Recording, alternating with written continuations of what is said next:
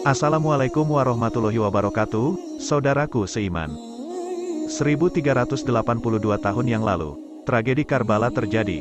72 keturunan terakhir Rasulullah dibantai dengan brutal oleh Khalifah Yazid bin Muawiyah, di tepi sungai Efrat, Irak.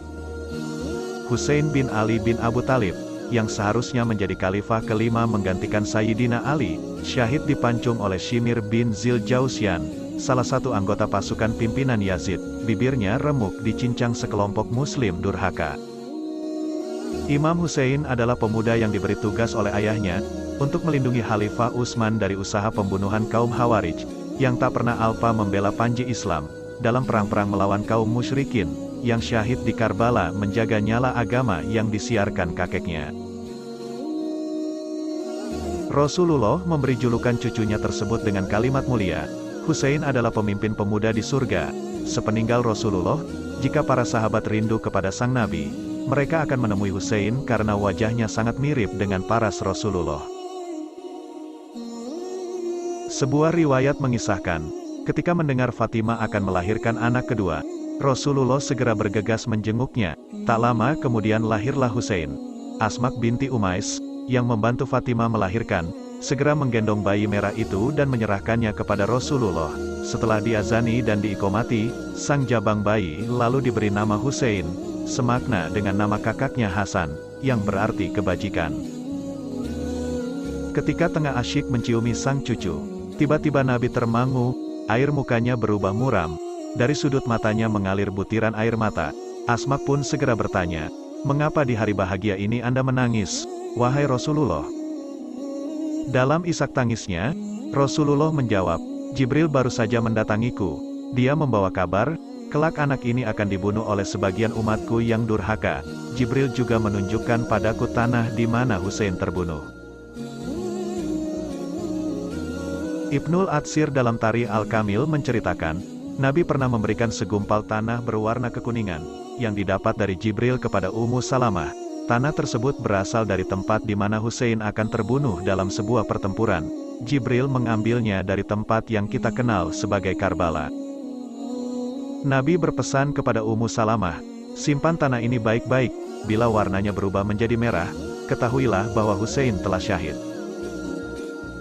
Dan sore itu, tanggal 10 Muharram 61 Hijriah, bertepatan dengan tanggal 10 Oktober tahun 680 Masehi, Ummu Salamah menyaksikan gumpalan tanah pemberian suaminya berubah menjadi merah. Maka sadarlah ia, cucu kesayangan Nabi itu telah menyusul kakeknya ke surga.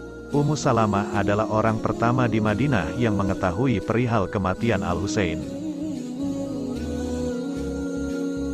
Perang Karbala adalah tragedi terbesar kedua dalam sejarah Islam, setelah Perang Jamal dan Perang Siffin.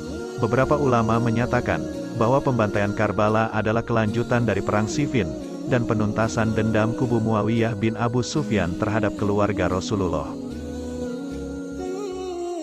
Dalam kitab Sirah Nabawiyah wa Akhbar Al-Khulafa, Hafiz bin Hibban menulis, di hari itu, setelah Imam Husain syahid, Yazid menyuruh Ubaidillah bin Ziyad, membawa kepala Husain dalam perjalanan panjang 1000 km menuju Syria.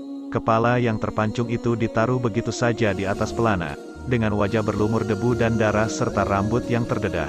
Setiap kali berhenti di suatu tempat untuk beristirahat, para pengawal akan mengeluarkan kepala Husain dari pelana dan menancapkannya pada ujung tombak. Mereka memamerkan kepala tersebut kepada setiap orang yang lewat, sehingga tiba waktunya berangkat lagi meneruskan perjalanan. Dalam buku yang ditulis oleh Syekh Ibrahim Nasrallah, The Traces of Ale Muhammad in Aleppo, dikisahkan saat rombongan pasukan ini tiba di kota Aleppo, mereka memutuskan beristirahat di dekat biara Martruta. Kepala Husain kembali dikeluarkan dan ditancapkan di ujung tombak. Para pendeta dari biara ini mengaku melihat dengan jelas ada cahaya terang yang memancar dari kepala Husain. Seorang kepala biarawan lalu mendekati para pengawal seraya bertanya, "Kepala siapakah ini?" tanya sang pendeta. "Husain bin Ali bin Abu Thalib," celetuk para pasukan. Alangkah terkejutnya si pendeta Nasrani mendengar jawaban itu. Dia tak pernah menyangka akan melihat keluarga Nabi Muhammad diperlakukan sekeji itu.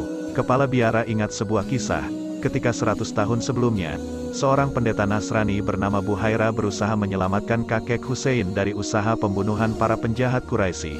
Hari itu dia melihat penerus risalah kenabian Islam dibunuh oleh tangan kaumnya sendiri. Seburuk-buruk bangsa adalah kalian, terkutuk dan dihinakan, seru sang pendeta. Demi Allah, andai Isa mempunyai putra, niscaya kami akan muliakan dia, dan masukkan ke laman-laman kami. Kemudian sang pendeta berkata, "Wahai sekalian orang, aku mempunyai 10.000 dinar yang aku warisi dari ayahku. Maukah kalian meminjamkan kepala ini kepadaku untuk 1 malam bersamaku, dan untuk itu aku berikan pada kalian 10.000 dinar itu." Tergiur oleh tawaran kepala biara, pasukan Yazid akhirnya menyerahkan kepala Hussein untuk bermalam di biara. Demikianlah beberapa pendeta Nasrani yang bijaksana, mengambil kepala Imam Hussein dari para pengawal Yazid. Dalam kesedihan, mereka membawa kepala Hussein ke dalam gereja. Dengan hati-hati, mereka membersihkan kepala Hussein, membasuh luka-luka, dan menghapus debu dari wajahnya. Mereka juga menyisir dan merapikan rambutnya, serta mengusapnya dengan minyak wangi. Para pendeta itu menangis sedemikian rupa, hingga air matanya membasahi jenggot mereka yang panjang. Kepala pendeta kemudian meletakkan kepala Hussein di atas sebuah batu di tengah altar. Seluruh pendeta di biara itu lantas berkumpul. Mereka bersimpuh pada lututnya mengelilingi kepala Hussein. Sejarah mencatat, malam itu para pendeta menderaskan doa diselingi isak tangis atas kepergian Hussein. Mereka berdoa sepanjang malam hingga subuh menjelang pagi, dan baru berhenti ketika pasukan Yazid mengambil kepala itu untuk dibawa pergi. Dan setelah rombongan tentara Yazid meninggalkan biara, para pendeta tersebut terus melantunkan doa-doa rintihan, untuk mengenang cucu sang nabi. Sepeninggal pasukan Yazid, tidak ada yang tahu pasti di mana kepala Hussein dikuburkan. Ada yang bilang bahwa kepala tersebut dikuburkan di makam Baqi. Ada yang berkata dibawa ke Kairo. Banyak yang meyakini bahwa kepala itu dikuburkan di tempat rahasia di Askelon. Tapi tak sedikit juga yang yakin bahwa kepala Hussein dimakamkan di Damaskus. Hingga hari ini, makam kepala Imam Hussein telah menjadi misteri besar dalam sejarah Islam yang tak pernah terungkap. Tak seorang pun yang tahu di mana kepala itu dimakamkan. Sebagaimana tak ada yang tahu di mana ibundanya, Fatimah binti Rasulullah, dimakamkan. Sungguh pantas kita berkabung atas penghinaan terhadap Hussein dan keluarga Rasulullah ini. Kebanyakan umat Islam hanya melihat peristiwa Karbala pada aspek material, dan melupakan sisi-sisi revolusi spiritual dan sosial dari peristiwa tersebut.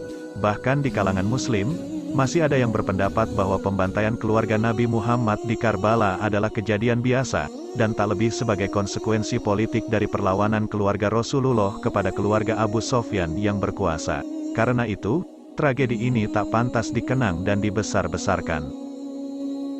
Jika kita tidak menangis saat mendengar kisah terbunuhnya Hussein, itu bukan karena kisah itu tidak layak ditangisi, tapi karena hati kita yang membatu dan patut dikasihani. Sesungguhnya yang menangisi peristiwa Karbala belum tentu Syiah, namun yang bergembira atas peristiwa itu sudah pasti bukan Sunni.